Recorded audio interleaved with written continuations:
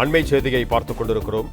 நெல்லையில் மாற்று சமூக பெண்ணை காதலித்ததால் இளைஞர் கவின் கொலை செய்யப்பட்ட வழக்கு தொடர்பாக சுர்ஜித்தின் தாயான எஸ்.ஐ. கிருஷ்ணகுமாரிக்கு சிபிசிஐடி சம்மன் வழங்கியிருக்கிறது. இது தொடர்பான கூடுதல் விவரங்களோடு இணைகிறார் எமது செய்தியாளர் நாகராஜ். வணக்கம் நாகராஜ், உங்களிடம் இருக்கும் தகவல்கள்.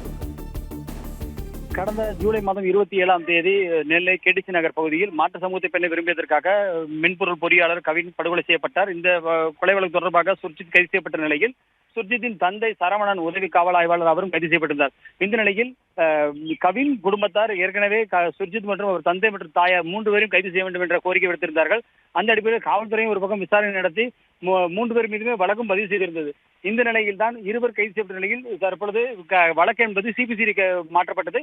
சிபிசிஐடி போலீசார் கடந்த சில நாட்களாக விசாரணை நடத்தி வருகிறார்கள். இந்த நிலையில் அவர்கள் தற்பொழுது சுர்ஜித்தின் தாயாரான கிருஷ்ணகுமாரி அவரும் உதவி காவல் ஆய்வாளராக பட்டாளியில் பணிபுரிகிறார். நெல்லை மாவட்டம் மணிமுத்தாரில் பணிபுரிகிறார். அவருக்கும் சம்மன் அனுப்பியிருக்கிறார்கள். வரக்கூடிய 15ஆம் தேதிக்குள் அவர் சிபிசிஐடி விசாரணைக்கு ஆஜராக வேண்டும் என தெரிவித்திருக்கிறார்கள். அந்த அடிப்படையில் இந்த வழக்கு என்பது தற்பொழுது கூடுதல் பரபரப்பை ஏற்படுத்தியிருக்கிறது.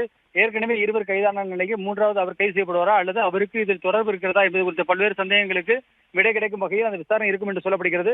ஏனென்றால் இன்று நெல்லை வந்திருந்த தேசிய ஆணைய பழங்குடியின ஆதிதிராவிட மற்றும் பழங்குடியின தேசிய ஆணைய தலைவர் கிஷோர் மக்வானா மாவட்ட ஆட்சியர் அலுவலகத்தில் விசாரணை நடத்தினார். தொடர்ந்து சம்பவ இடம் மற்றும் கவின் வீட்டிலும் விசாரணை நடத்தவிருப்பதாக தெரிவித்தார். அதே போல இந்த கொலையில் கவின் படுகொலையில் கிருஷ்ணகுமாரிக்கு தொடர்பு இருக்கிறதா என்பது குறித்தும் அவர் விசாரணை நடத்தியிருக்கிறார். இந்த நிலையில் தான் தற்பொழுது சிபிசிஐடி போலீசார் சம்மன் அனுப்பிய சம்பவம் பரபரப்பை ஏற்படுத்தியிருக்கிறது.